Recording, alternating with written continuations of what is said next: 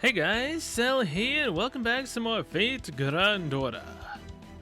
Now, before we get started with Gotha Damarung, the Eternal Icy Fire Century, I'm going to do one ticket just because this is the day before, on the 5th, this banner goes away completely. So, we have Sigurd, Brunhild, and Valkyrie. One ticket, then we're going.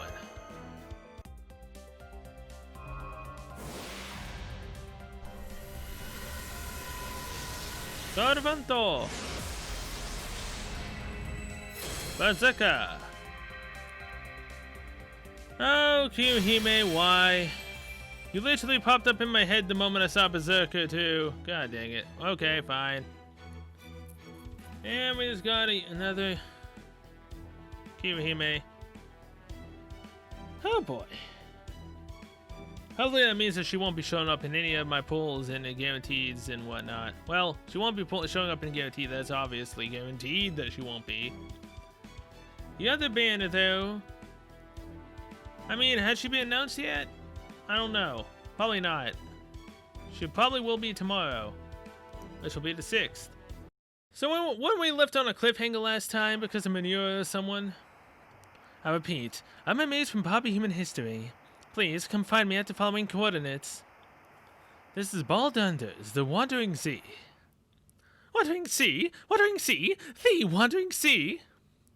That's one of the 3 great organizations of the Magecraft world. There's the Clark Tower in London, the Alice Institute in Egypt, and the oldest of them all, the Wandering Sea. It was located on an island from the Age of Gods, hidden in northern oceans. Does this mean it still exists? Possibly.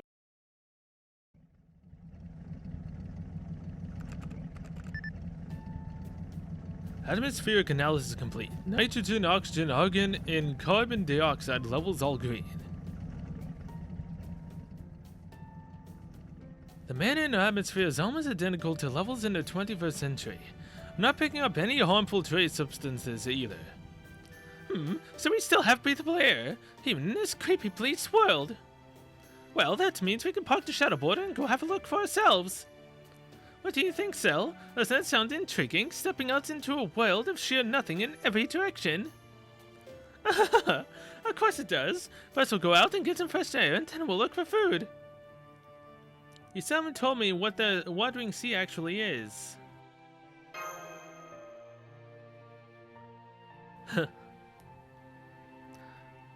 Oh? You don't know either, do you? Oh, of course I do, you dolt! Good old music is not a man to pretend to know something he doesn't. That's a lie. Just like you say you know how to do a calorie plan. But obviously that failed you completely. The Major Association isn't a monolith, I'll have you know. Just because I used to work at the clock tower doesn't mean I've ever been to the supposedly living Wandering Sea in the North Sea. Oh, so you've only heard rumors. I thought you was from some big important family, old man. Don't you call me that, Double Chin? If I must spell it out for you, then here it is. The Wandering Sea of Baldendus is the first enigma ever discovered in the world of Magecraft, and it will be the last to be puzzled out. It's an island so mysterious and full of mystics that even such a gifted mage of an incredibly prestigious bloodline as myself may not even set foot on it. It's true. That all fits with what's in Caldea's database. It says that though the Mage Association has been around since the start of the AD era, it also split into 3 branches shortly after its inception. The mages were settled in London, evolved with times, and focused on developing Magecraft over the course of history. That faction went on to become the Clock Tower, the largest and most powerful Magecraft organization in the world. Its members include the Anemisphere family, the founders of Chaldea, Mr. Gordolfia. Quite so. Here in the 21st century, the Mage Association and the Clock Tower are all but synonymous. I can totally say that word. The next major faction is the Alice Institute in Egypt. They're dedicated to performing alchemy. Perfecting alchemy, you dolt. We actually infiltrated their headquarters once during the Sixth Singularity. It was a huge research complex, almost like a giant crypt built deep underground, and as easy as it was to get in, it was hard to get out. The Atlas Institute's ironclad rule is that the technology created there must never leave. But Chaldea's first director was granted an exemption thanks to the Atlas contract. The technology he was able to take from the Atlas Institute enabled him to create Chaldeus. It was also the Atlas Institute that presented him with the Void Reality Observation Device, Paper Moon, one of the finest mystic codes ever made. Indeed, they seldom poke their noses out of their little hole in the ground, but I'm told they do converse with lords, albeit little as possible. They may be a heartless bunch who only care about weapons and technology, but they can be rather useful if you play your cards right. And finally, the last faction is the Wandering Sea. The Baldander is said to be somewhere in the North Sea. However, the most I could find about them was a brief overview, even in Chaldean's extensive files. It is said their cardinal rule is to only recognize magecraft from near to gods, and refuse to accept any advancements or alterations urged by civilization. In essence, their ideology is the exact opposite of the Clock Towers. Indeed, refusing to accept progress in magecraft means refusing to accept consumer civilization. The Wandering Sea's philosophy of magecraft is fundamentally incompatible with modern human society. That is why they keep their gates firmly shut, and why they seldom add to their number. In other words, they're a bunch of old fuddy-duddies obsessed with magecraft so ancient it has to be measured with carbon dating. That said, they do open their gates just once every year to try to recruit promising new talent. But even among mages at the Clock Tower, the number of who actually make it to the Wandering Sea can be counted on one hand. You see my point? I'm saying the Wandering Sea is every bit as secretive as the Atlas Institute, just in a different way. No one from the outside has ever been able to get the full story, the reason being, as the name suggests, the Wandering Sea is always on the move. Most who know of it believe it to be a floating island somewhere in the North Sea, but it is in fact the very opposite. So it's similar to the land of Zoe from One Piece. At least I believe it was called Zoe.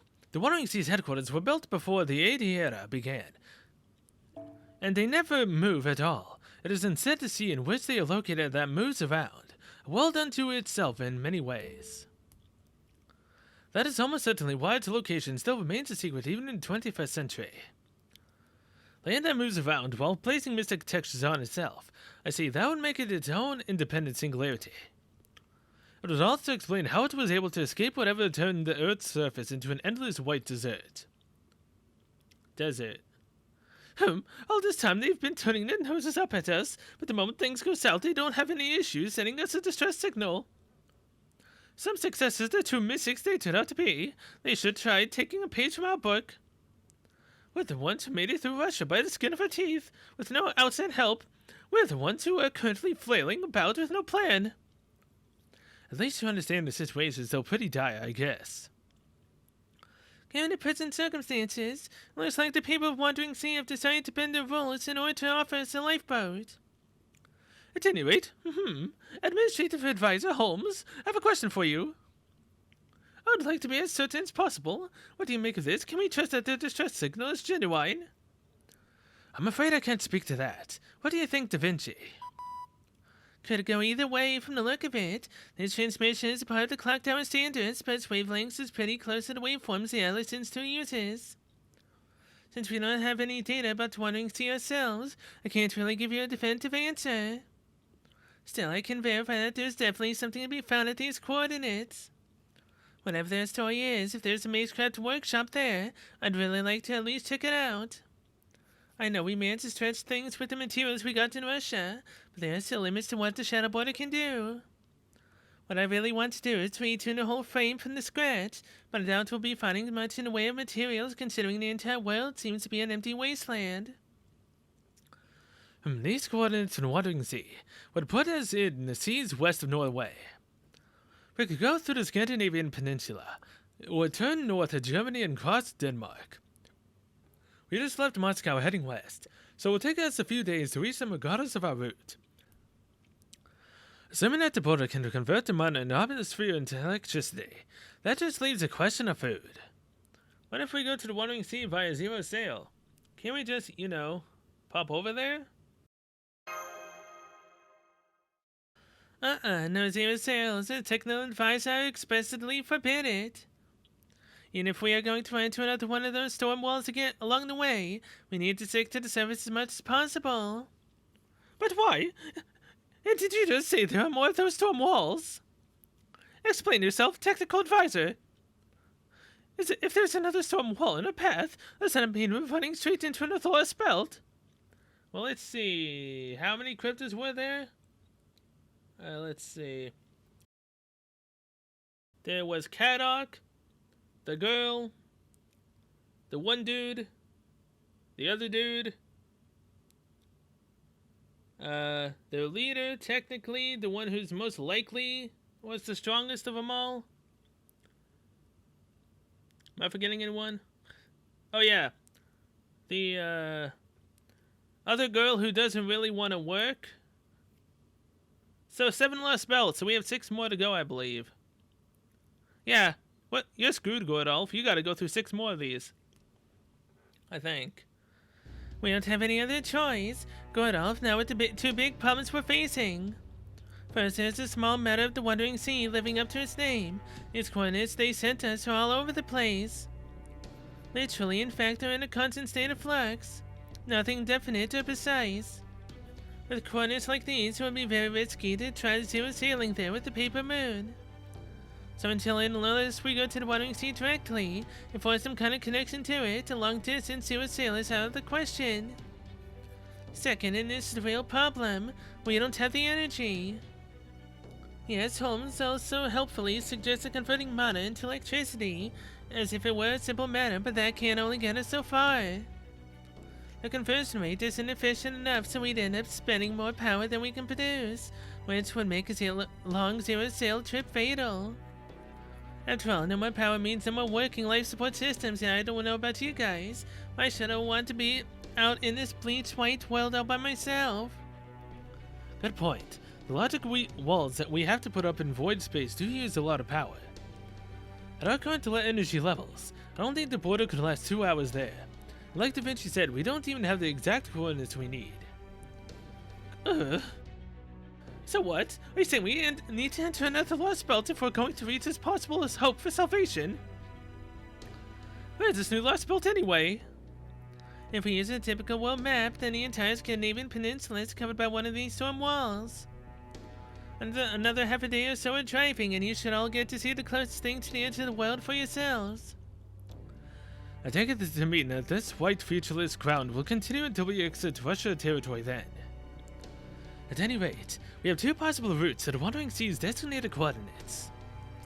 One that takes us across the Scandinavian peninsula, and one that brings us out to sea via Poland and Germany.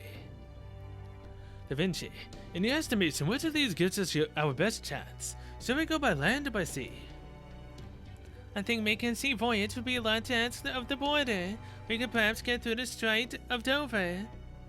But to be honest, I'd rather we keep our distance from the British Isles, since we have no idea about the state of the ocean just now. Yeah, there could be a Loch Ness Monster down there. So what I'm just saying is, I think the overland route is the best choice right now. Good grief. No sooner are we done with one Lostbelt than we're off to a second. Your thoughts, Miss Cell? Honestly, that's a scary thought. Are there any other regions we could cross? An excellent question. I want to know what's going on in the rest of the world too. What about Europe, for instance? The Scandinavian peninsula is the only place with storm wall. I'm not seeing anything on the Greek side whatsoever. Also, I didn't mention this before because I didn't want to upset you. I'm not seeing anything from England at all. We need more powerful observation equipment and what the shuttle board has got to see what's happening with the British Isles. So you're set on having us cross the Scandinavian peninsula then, aren't you, Da Vinci? Alright, we come this far after leaving Moscow at so at the border's current speed. We should reach the peninsula in about 2 days. Very well, then you set time to make sure we're fully prepared. Manure, if we run into anything we could use to shore up our defenses along the way, take the opportunity to stop the border and ensure everything is in good working order. Da Vinci, you look after the little demi-servant girl. I can't have her falling down on the job. Holmes, come with me. We're going to the solitary confinement chamber. Solitary confinement, Miss Goldorf, does that mean? Of course, I'm going there to interrogate Kadok. He should be waking up any time now. It's time for me to put my brilliant questioning skills to use. When I'm through with him, we'll have to... What? He'll have told us what the cryptos are, what Redeem is planning, everything, mark my words. I'm coming too. Don't you look at me like that. You need the right people for the right job. I admit I might not be the best fit for interrogation, but you, even less so. Don't you worry, Kadok may be something of a twisted little brat, but he's still a growing boy. Merely tempt him with food and he'll putty in my hands. Yeah, no. Trust me, one whiff of my creamy carbonara will turn his complexion from sour milk to sunflowers in an instant. Worry not, Miss Cell. I'll see to it that the interrogation doesn't involve into violence. In fact, I have my own questions I wish to ask him. I have a fairly good idea of the crypto's goal now, and I also believe I know the extent of Kadok Zimblibus's personal knowledge. However, there are still two important things I know little about, the Tree of Emptiness and that serious light command spell of his. Granted, the latter is something Kadok merely mentioned once, and may not be that important. Oh crap. An emergency alert? What's this all about? I thought there weren't supposed to be any more pretty sneaky. We're not out of Russian woods yet. Some things are pushing us at high speed. It's closing in on our port side at over 90 kilometers per hour. Is it kindness?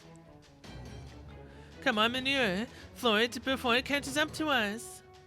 I can't. We're just about to go uphill. The border can't go any faster. Oh crap, I'm picking up a heat signature too. It's an RPG. Impact in 3, 2...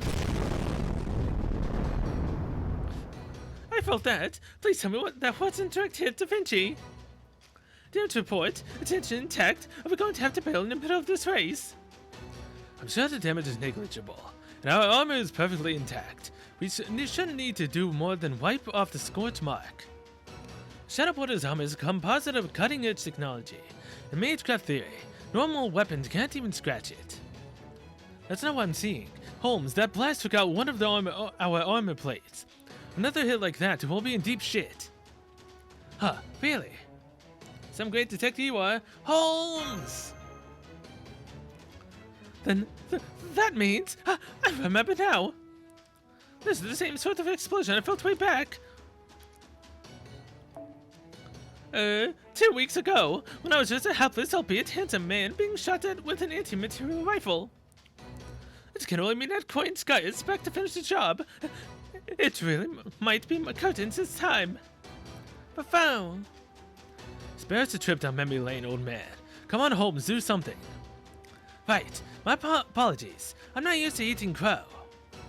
Evacuate all staff in the portside hallway to the engine room immediately. Miss Kiriraito, and I will go and deal with this attack. On that note, Miss Kiriraito, I would like you to put up a magical energy barrier in the internal hallway, so as to fend off a possible second round. I trust you're all right with that cell. I am. Go for it, Marsh. Don't worry, Senpai. I won't let them put up one more scratch on the border. The hostile entity should reach the border in 50 meters. Putting up visual now. Where is it? They must think they're hot stuff. The vehicle must have impressive suspension if they're heading straight at us, though. They're not using a vehicle, they're running. Or flying. I didn't think Crusher had any race cars of it like that around. Alright, where are you, little leftover to be sneaky? Let's see what you look like. What the actual hell? That's not a vehicle, it's a person. Someone is approaching on foot. Wait, that silhouette. Oh, jeez, it's him. Cleric investments in Lostbelt reading.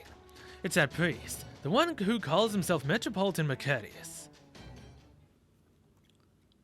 Oh, jeez. Oh, jeez.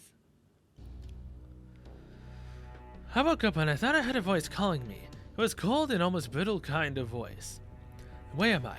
I guess this means I'm still alive. There's a dull ache in the back of my head, but I got pistol whipped. He sure wasn't playing around. Goddamn cowboy. Shouldn't outlaws be cool and laid back and all that?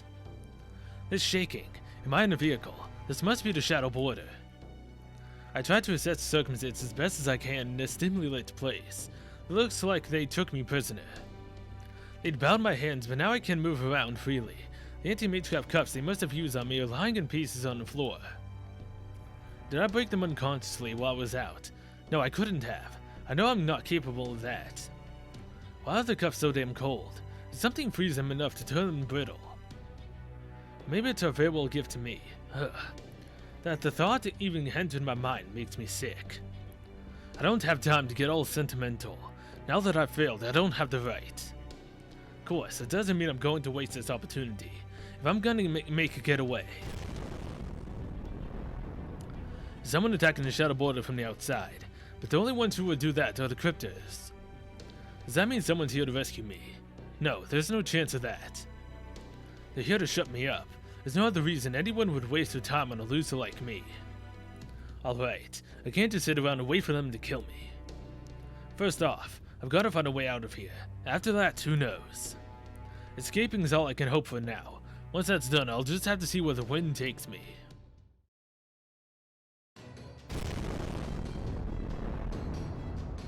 Damn it, this goes another one. What's the situation? Mosh raised her shield just in time. That one barely did anything. Way to go, Mosh. Profound. The hostile servant is still in pursuit on the border support side. Wait, is he about to fire again? How many rounds did he even bring with him? I just noticed the FFF services marking on that thing. It must be one of Coin Sky's weapons. No wonder it was able to do the damage to the Magecraft armor. That's it. It looks like that priest is all summoned in a rod, like pearls before swine, so too gold before music, I suppose. The only one who could properly hit a modern Magecraft weapon like that is Coin Sky herself. Wait, what? The hatch is open. Why is the hatch open? Godolph, quick, check the internal surveillance cameras. I think someone opened the border's hatch and got outside. There's someone on the starboard ramp. What? That can't be right. You expect me to believe someone is hanging off the side like this is some kind of action movie? Wait, that's Cadox and Lupus. There's how many adventure crazy nuts are there around here? I thought there was something on us. The signal's headed toward the deck now. So you're trying to take advantage of the confusion to escape, eh? Come on, Cell. We're taking that hatch and going up there too. Do not let Cadoc get away. I've a mountain of questions I still need to ask him. Right.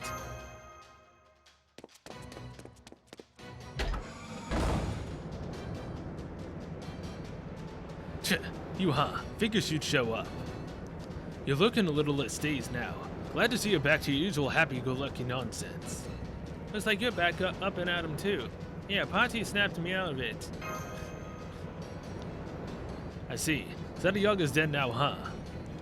I would have won if not for him. Guess that stupid speech of his was potent shit for you. He was a thorn in my side, but even I gotta admit he was a hell of a guy. I won't repeat the mistake of writing someone like him off as a loser. Enough chit-chat already, some lupus. Get back inside the border now. I'll make sure you're treated fairly under international law. Trust me, you don't want to be stupid and go jumping off a moving vehicle like this. I can tell you from experience to regret it, you'll end up dead and we'll have lost you. Show me that you're willing to help us and I'll be willing to put in a good word for you with dissociation. Huh, you don't have to threaten me. I thought there might be a lifeboat or something out here, but there's nothing. Getting out here was a huge pain in the ass. It looks like it was all for nothing. Once I might have jumped off just to spite you, but now I've got a promise to keep. I can't go throwing my life away. You want to interrogate me, right? Fine. I'll tell you everything you want to know. That's a small price to pay for survival. At this point, I don't care what it takes to stay alive. Excellent. This makes my little endurance trip out here well worth it. Turn around, you idiot! Kadok! Rasputin, you son of a... No! Why, if it isn't Godolph music, how nice to see you again. You too, Master Chaldea. Allow me to offer my congratulations on successfully taking down Russia. Let go of him right now! I'm afraid I can't do that. I have my own concerns, you understand, of course. My job is to oversee Kadok Zemlupus' role as a cryptor, and that role has come to an end. So I thought I would give him as merciful a send-off as possible. As if Da Vinci was enough, now he's gonna stab Kadok in the back too. As a gentleman, I'm on about to stop him, but my golf punch will never work on him. Damn it, where's Holmes when you need him? I thought he was always supposed to be 2 steps ahead. Not to worry, Director Gordolph. Eliminating all of you isn't my job description. Russia is currently my sole jurisdiction, you see. As such, I needed to handle this before you'd left the area entirely. I hope you can forgive the necessity of my resorting to such drastic measures, unbefitting of my age though they are. I'm afraid I lack Horn Sky's ability to move between Lostbelts. I'm limited to getting around the same way you do. As a middle manager of sorts, I'm not going to be able to go to the next Lostbelt without the Foreign God's permission. Foreign God, intriguing. Would you be so good as to tell us more, Metropolitan Macarius? I'm sorry I'm late, Master. Huh, Kadok? Now then, I'd best be on my way. I hope you won't mind my saving the answer to your question for our next meeting, Sherlock. Oh, but before I go, I would at least like to put a stop to this false name you've been using for me. My true name is Rasputin, Grigory Rasputin. That said, I confess that this spirit origin doesn't belong to me. I'm simply borrowing it from a dead man. I deduced all that long ago, my dear priest. My concerns are more fundamental in nature. Where did you acquire that dead man? Bobby human history could indicate his body was cremated. So how did you come to take possession of a dead man without a body? I'm sure you'll figure that out sooner or later, Sherlock. That is, after all, what you do. You once called the incineration of humanity a mythological murder case. In which case, go ahead and label this attack the same way. Ask yourself who committed this crime and how. Once you have arrived at that answer, we will meet again. When that day comes, I look forward to you accusing the culprit in person. Father Kotomine, I mean my spirit is made up for Kadok. What should we do, Senpai? Maybe if we turn a point about now. Don't bother. We'll never catch up and we can't risk going back to Russia. We'll just have to give up on interrogating Kadok Zemlupus. This is my fault. I should have considered that someone may pursue us. I mean, you're kind of right in that category. Ugh, damn it. I can't believe I got knocked out again. Sneaking up on people and stabbing them is kind of your thing, huh? I think my heart actually stopped for a while back there. Indeed it did. If it hadn't, do you really think Holmes would let us escape so easily? No. If he had realized you were still alive, they would have come back to retrieve you. I couldn't let that happen. Not after Kishtaria asked me to bring you back to Olympus. Is that so? Well, it doesn't matter either way. You wasted your time, Rasputin. Oh. Whether Chaldea kills me or Redeem does it, I'll be just as dead. Now that I've failed, I don't belong with either of them. I'm just going to be an example to the other cryptors. What? What is it? If you got something to say, then spit it out, Father. Apologies. I was just thinking how much easier my job would be if Custodi was that sort of person. At any rate, it's clear what's going to happen to you. You may have lost your right to run a Lostbelt, but you still have your serious light. That command spell belongs to our god. As long as you possess it, your life does not belong to you alone. You no longer have the option of throwing your life away, Kadok Zemlupus. Your fate is to have every last bit of your soul squeezed out of you, until the day you die. Oh boy. That'd suck for Caddy. Alright, intro. 2 of 2. Let's go. You get a sync quest for this. It's been 2 days since Rasputin, the pseudo-servant, attacked. The Chaldeans are currently on their way back to the Lostbelt in Scandinavia. Everything is so white. The world's blank slate have never seemed so appropriate. It's like the entire surface has been reset. Nothing but pure white wherever you look. Everything is gone. Nature civilization, even though flora and fauna have completely disappeared. No, not disappeared. It's more like they've all been pruned away. All there is to see in every direction is a pure white plain.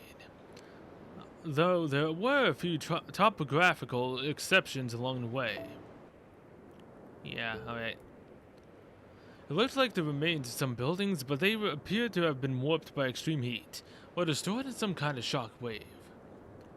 Whatever the cause, upon closer inspection, one could see that these had once been man-made structures of some kind.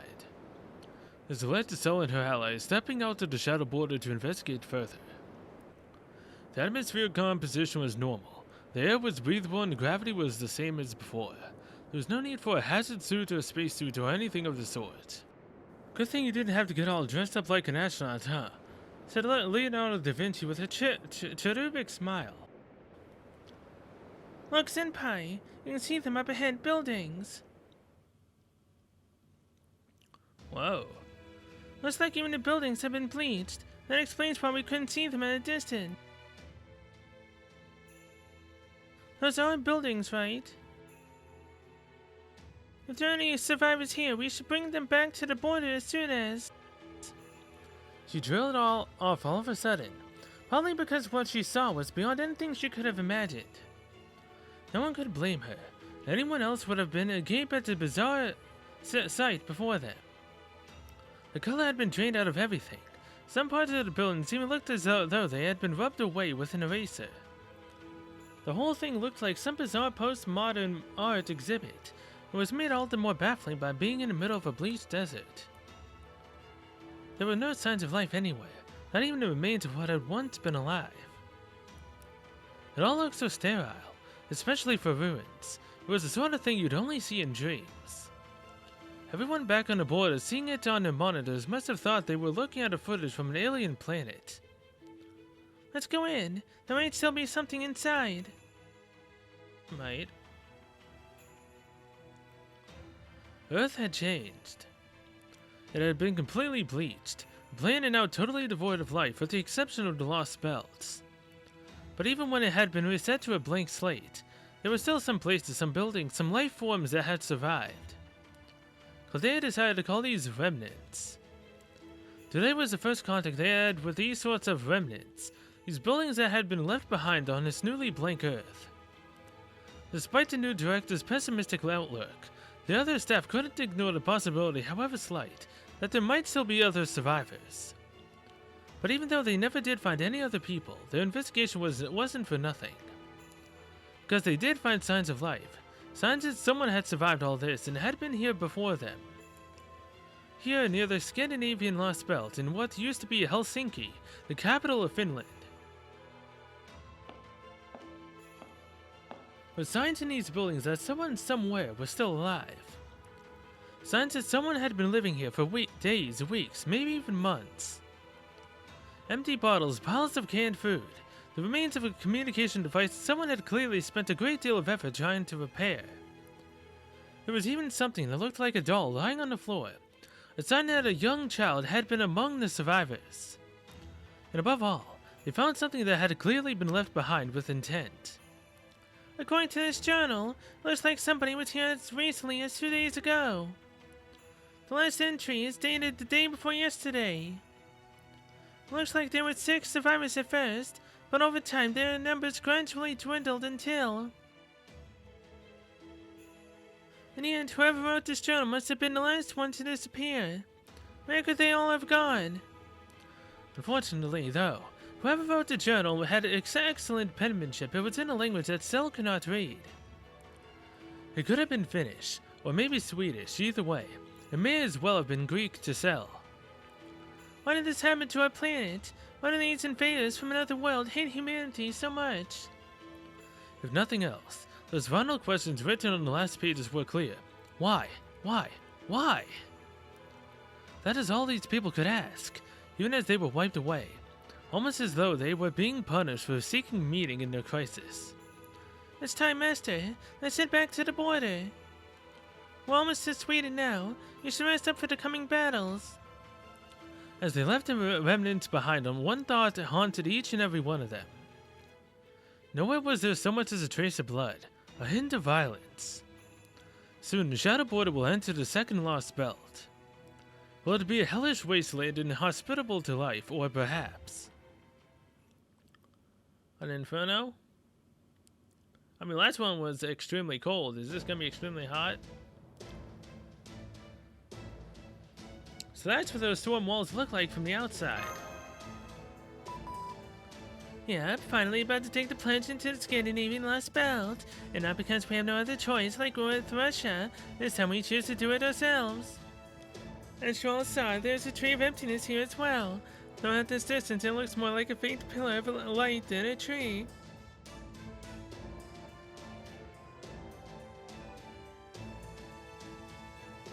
Yes, quite so. We may not know what it's like on the inside, but we do know exactly what we need to do.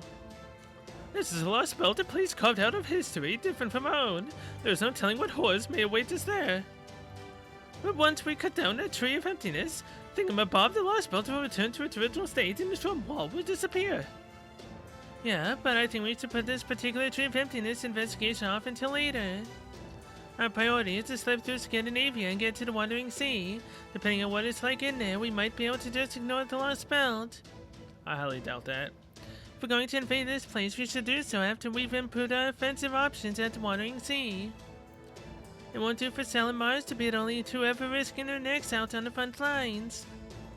I just hope the transmission really was from the Wandering Sea. So what now? I thought those storm walls were impenetrable. That we can penetrate using the Shadow Border's primary function. That storm is approximately 2 kilometers wide, so we will cross it via zero sail. Huh? You mean we're going to dive back into the void space? Come now. Surely I'm not the only one who was wildly uncomfortable seeing his soul leave his body, was I? I mean, is it just me, or is it looking down at your own body in third person a truly unsettling experience? You're just going to have to deal with Godolph. 1000% seconded. You're kidding me? You mean you're completely fine with it? Doesn't it bother you having a bird's eye view of your own life? Oh, of course it makes us all feel sick. But you're the commander now, yeah. So freaking suck it up and would you? Honestly, I've gotten used to it. I mean, a short hop through void space is nothing compared to a raise shift. Not that I've ever raise shifted myself, of course. No, don't you start talking back to me, manure. Raise shift, schmaze shift. Clearly, the Zero Sail program that began under my new administration is far more impressive achievement. Holmes, Da Vinci, prepare to shut border for takeoff. Indeed. Godolph, I for one am truly inspired after your little speech. And well done on your part, Mr. Manure. That will be one less thing to worry about during our dive. Okay, places everyone. Time to strap in for today's out-of-body experience. The good news is we're not going to dive as deeply as we did last time. We're just going to skim under the surface, so to speak, so that we stick to reality's time and distance as closely as possible. We had to do it like that, so since we don't have anything tying us to Scandinavia, it'll be like a split-second dive into a two-dimensional plane. Think of it like going scuba diving without any oxygen tank. An oxygen tank. We just need to hold our breath for a little bit while we make our way through the wall. All set, Sal. You didn't know we'll be setting foot in another brand new world soon, right? Let's go where no man has gone before. Again. Got it. Okay then. Let's go see what's on the other side of this wall. Expanding void reality observation. Device Paper Moon. Destination southern Sweden. Near Norrköping. Probably definitely said that wrong. Expanding logic formula shadow borders. External armor. Removing existence verification for reality space. Future prediction hypothetically proved mirror world plane 20 seconds. Relaxing space-time friction decompression for 0.4 seconds. All systems are green. Void space may be a calm sea, but as always, don't forget to watch out for big waves. Shadow border untethered from reality. Void space dive, zero sail, unfurl.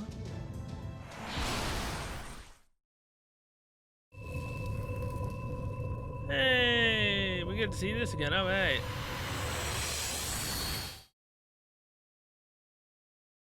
Although this is also the animation of hell. Quite literally. You got one zinc quartz. Oh boy. Assault of the Demonic Sword. Beginning.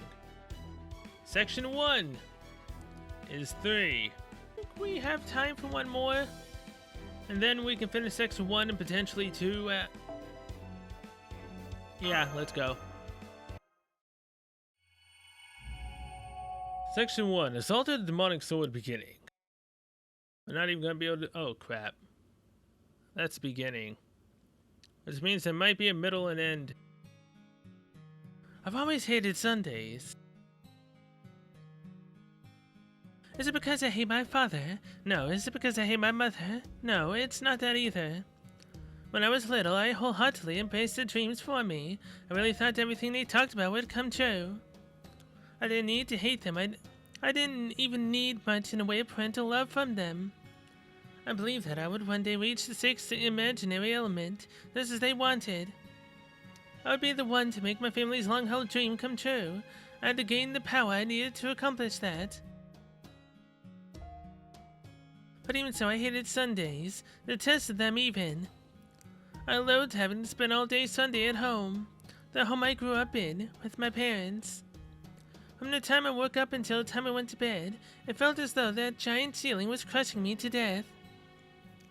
I don't hate my parents, I respect them. I'm proud of them, that much has never changed. So then, what did I hate about Sundays? The fact that you had to be with your parents. You say you don't. Let's just be honest, you did.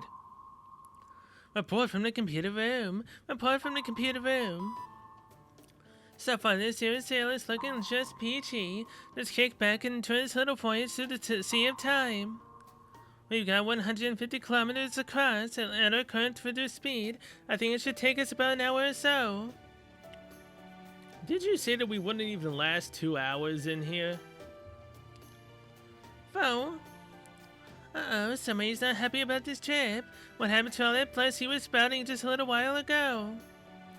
I know this is only our second voyage, but you should be used to this by now, am I wrong, Gordolf? Oh, yes. Did you need something, technical advisor? Is it tea time already? Something you're worried about, Commander? Of course not. I wouldn't waste time on foolish sentiment. I thought I would feel better after we defeated the 7 to destroy Chaldea, but I don't at all. My poor four flush. They were the finest private army I ever had. They may have been a bunch of thugs and hoodlums, but they did their job damn well. And this whole mess is sorted out. I'll need to pay out their life insurance. Want to scrape together more than a penny to my name, of course. That's it, this way of getting around really is beyond the pale. I'm a man of the land, not the sea. But I'd hesitate to board a submarine to save humanity, of course. But this, I may be better about seasickness now, but I don't think I'll ever get used to this USL nonsense. So you still feel better even though you're not seasick? Are you claustrophobic or something? Fo. No, I'm not claustrophobic. I mean, I don't care for this void space business. It's not something I'm just going to get used to. Let me be clear. Getting used to danger means losing sight of security. Oversights, betrayals, bankruptcy, victories, getting revoked by judges, all those sorts of retribution stem from carelessness and arrogance. You can't assume everything will be sunshine and roses just because things happen to go your way once. Not to mention, verifying the existence of void space may be a great feat, I'll admit, but be honest, you still don't have a clue what it even is, do you? Well, no, not really. Then why are you looking at me? I make it a rule never to get on any machine I can't drive it, and yet... Oh. Void space is something only a tiny handful of mages have ever so much as touched. Just thinking about floating around in there makes me... Oh no, I think I'm going to be sick. You say that, and yet your complexion tells me that you're feeling just fine. Gordolf, no Mr. Gordolf, I admire your gumption. The rest of the staff are equally versed in science and magecraft, but your director, a mage's mage. That is why traveling through void space puts you so ill at ease. You're keenly aware of both the benefits and risks posed by the zero sail. Yet despite that, you're doing your utmost to remain calm and collected. That is truly keeping a stiff upper lip, as they say, commendable. You must have hit rock bottom quite a few times in your life. Perhaps you are accustomed to being in dire predicaments at this point. I'm accused of nothing of the sort. I never once crossed the finish line in that place. I'll have you know. In last place. Crossed the finish line in last place? I've never heard an expression like that before, Director Gordolf. Oh, well, of course you haven't. Would you get to be a man of my caliber, Miss Marsh? Even the expressions you use take on a special life of their own. That's the first time he's ever addressed me respectfully. Uh-huh. That's Holmes' way of complimenting you, Director. Holmes could use some work when it comes to paying someone a compliment. I think so too. Mr. Holmes only ever speaks about what he is certain of after all. You got that right. That's a hell of a nice way to put it, Marsh. Oh, I see. So that's what that was about. You both say so, you may be right. Hey, he blushed. Bravo. By the way, technical advisor, what's our itinerary for this voyage look like? Huh? I'm Director Gordolf. Da Vinci will speak to us about that right after we arrived in void space. Maybe he blacked out after we started the zero sail. Oh. I'm so sorry, Mr. Gordolf. We had no idea you had lost consciousness with your eyes open. What? Come now, don't be absurd. I've handled the G-forces from accelerating to over 250 kilometers per hour. I'll have you know. I say, what about you, youngster? Yes, you sell. Your file said you frequently fall into REM sleep. I believe it even said you could do it standing up. If I'm not mistaken, is that some special skill of yours? That's right. That's right. Well, someone forgot a T. Mm-hmm. That's right. We call it the cell REM. REM. Why two REMs? I mean, I'm always from two REMs, especially the REM from, Zero. Huh? No way. I was just kidding about that skill part. Are you people alright? At any rate, it seems you doze off just as easily as I do. Do you remember what the briefing was about? Perhaps now would be a good time to review all that you know while we are at it. Yes, it's a good point. I'm sorry. He's just trying to get me to say it, so that he can also act as if he was paying attention. You ain't gonna fool me. Oh, but as for Senpai, I think she went off to have lunch with Fo after we left on the zero sail. You're the man, Da Vinci. Would you be so kind as to summarize our current situation for him? Sure, if that's what he wants. Okay, let's go for our immediate itinerary again. You just entered the Scandinavian Peninsula right around here. At the moment, we're still diving through the storm wall. On our current route, we should emerge here in northern Europe at the southern part of Sweden. It's only a 10-kilometer trip, but since we don't have any connection to Scandinavia, servicing at our intended destination will come to a combination of a dice roll and my navigational genius. And since I've got my hands full making sure our coordinates don't go fluctuating all over, we have no way of knowing if there will be any hostile entities on the other side. So be ready for an even rougher emergence than the one we went through in Russia. So in other words, entering one of these Lostbelts inevitably comes down to the luck with the try, eh? Just to make doubly sure, is there any way we could ignore the Scandinavian Lostbelt and head straight to the North Sea? So the conditions need to be in place for us to emerge into the Lostbelt, right? Then why don't we go out of our way to do that? And if we don't know the Wandering Sea's exact coordinates, we can just get to the North Sea. I know, but I'm afraid that's just not possible. We're currently skimming right next to the border between reality space and void space. It's the only way we can keep peek into reality from void space, which we have to do if we're going to emerge somewhere we lack a connection to. In addition, the amount of power the shadow border consumes in this mode is directly affected by the amount of real-world distance we travel. I mean, it would have to be given that we're following reality so closely. And at our current power levels, there's no way the border can zero sail more than 300 kilometers near the mirror world plane. So we have to emerge in the Scandinavian Lostbelt if we're going to stock up for the journey to the Wandering Sea. I see. The zero sail business sounds good on paper, but certainly has more than a share of drawbacks, doesn't it? Basically, if we want to go diving and emerging wherever we like. Yes. Well, we can't. Neither the border nor myself are up to that. At least not right now. Sorry, Gordy. Sorry, and sixpence? Won't even get you a decent cup of tea these days. Fine, you're saying you want a real lab with full facilities, right? But if we make our way through the Scandinavia and meet up with the Wandering Sea, then things should improve at least a little, yes? You got it. I'm glad you're such a quick study. So as I was saying earlier, just kick back and enjoy the last bit of our voyage. We're currently off from the real world time, about 10 days, while emerge from void space as soon as we're through the storm wall. So just like what happened in Russia, then that would mean one of these enormous trees really is here in Scandinavia too. Indeed. We could see it for ourselves before we begin our journey through the storm wall. If we just so happen to emerge near the Tree of Emptiness, we will need to choose between leaving Scandinavia behind or investigating the tree. Regardless, we'll no doubt need to make our way across a considerable bit of land once we reach the inside of this Lostbelt. I encourage you all to remain calm and in control so that we may better react to whatever awaits us. I wonder if this Lostbelt will be anything like Russia's.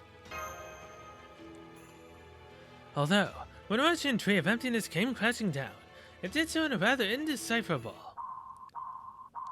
Oh boy. What was that? Why would those radar beep so loud? There's something coming towards us.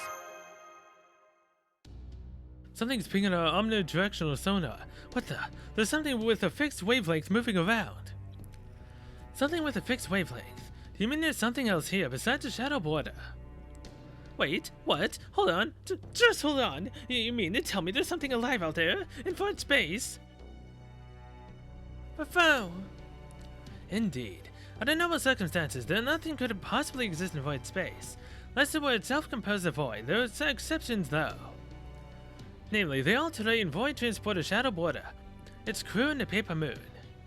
And that can only mean there's someone or something else that can travel via zero sail. If there were, it would require technology that surpasses Atlas's. I wish I could say that they were entirely impossible, but we can't rule it out. Da Vinci, are you seeing anything on your end? Your eyes should be a good deal sharper than ours. I'm sorry, but I've got my hands full keeping track of the real world terrain. I can't spare any cameras to see what might be near us. Oh, but I have noticed one thing that's strange. Shuttleboard has been running really smoothly for a while now. So there's definitely something out there in our vicinity. I just couldn't tell you what it is. The border's also got Magecraft and Spirit radars in addition to the sonar, but they're not turning anything up either. Since I can't imagine there could be anything living in the void space, I'm guessing it's using solution like wave conduction, but... Wait. Director Godolph? We're to attack! Oh boy. Who is it that was saying the old man had gotten used to the stuff? It must be some sort of monster servant with the ability to zero sail. They could be anywhere. Yes, that's a distinct possibility. Our spirit did mention something along those lines too. As I recall, he said that while he was unable to freely move between Lostbelts, Coinskaya could do so. It's difficult to imagine she employs the same methods that we do, but she may well have her own means of crossing dimensions. There, you see? You all saw you from the table for yourselves. These Lostbelts are obviously full of monsters. It wouldn't surprise me at all if one of them was provided with that sort of skill. Do you even hear yourself? It's a void space. This whole dimension shouldn't even exist. There's no way there could be anything here besides the border. A creature heroic spirit with the ability to conduct the zero sail. I know Miss Miyamoto wanders between parallel worlds, but only in that she tumbles from one to another.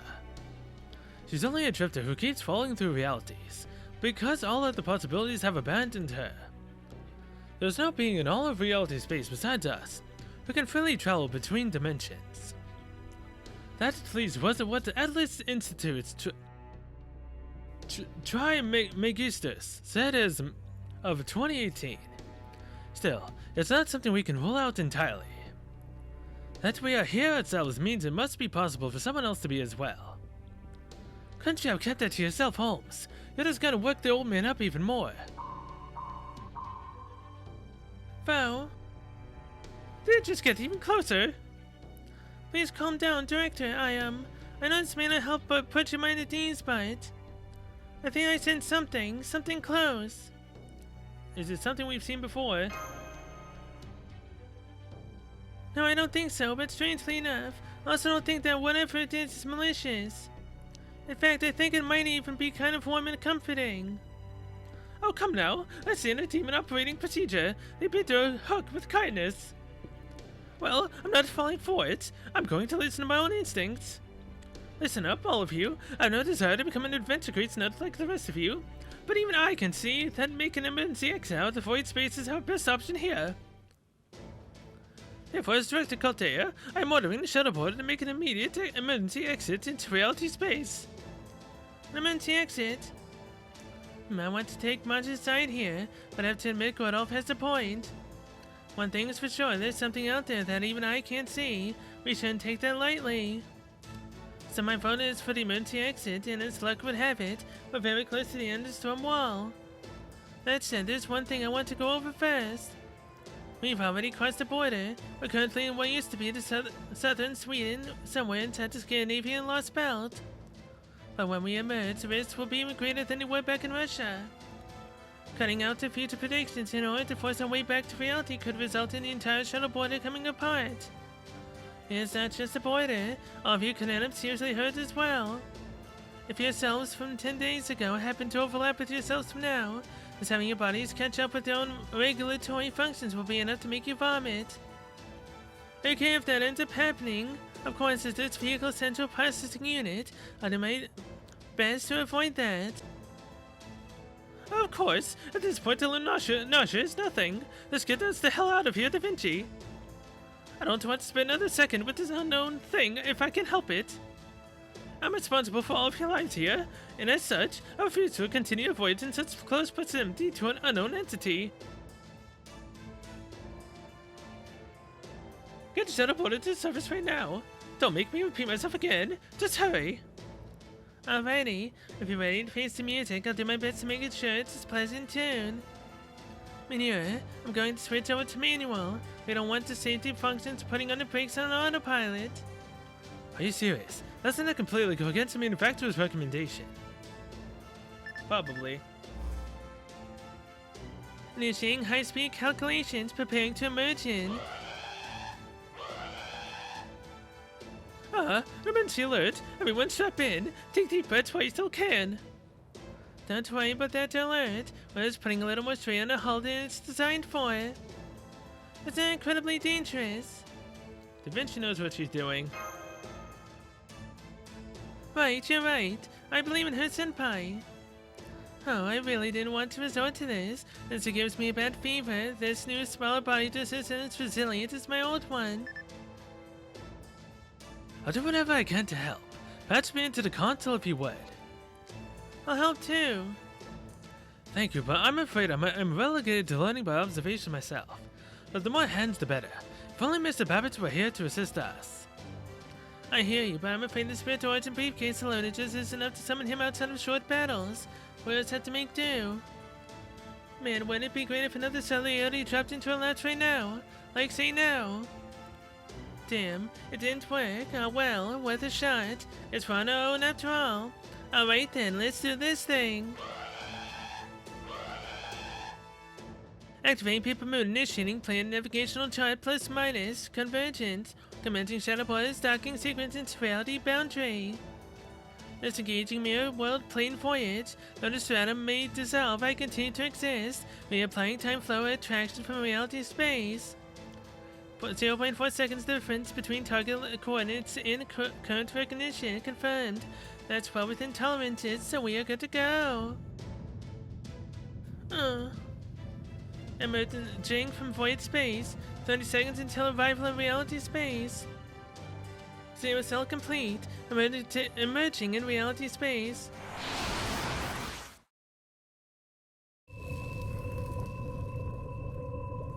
boy. Are we done with the first part? Yes, we are. Lostbelt number 2. The Eternal Icy Fire Sentry Goter Dermarung. The Good Fellow of Everlasting Flame. I think this has something to do with Valkyries. I'm not entirely sure. Oh wait, Valkyrie is part of the Gacha and Sigurd is part of Lostbelt 2. Which means this is a story of ice, fire, and love and betrayal. Or deceit. I don't know. It's got something to do with Sigurd and Brunhild. And some Valkyries. It's got something to do with that. The first battle would be a Berserker. But now that we've actually made land... Whoa. So yeah, everything is completely ice. But now that we've actually landed in Lostbelt 2, I'm going to end this episode here. Thank you so much for watching. I'll see you guys next one. But we will finish off Section 1. And hopefully also Section 2. Which means then we will have 24 more sections left until we finish Lostbelt 2. Now I won't go as hard as I did in this Lostbelt as I did last time. I was only doing that purely because I wanted to go through the story. I was enjoying it. And I wanted the 10 Sanquarts, which by the way I actually did manage to get, thankfully. Although I pushed it way too late. I'm lucky I even managed to get it. And since Halloween shouldn't come out for quite a few more months, we'd have maybe a 1 to 2 month buffer before we would actually need to finish all of this. Which means I can go back to doing some other things, but I also need to make sure that I keep up with this. So yeah, till then, see you guys later.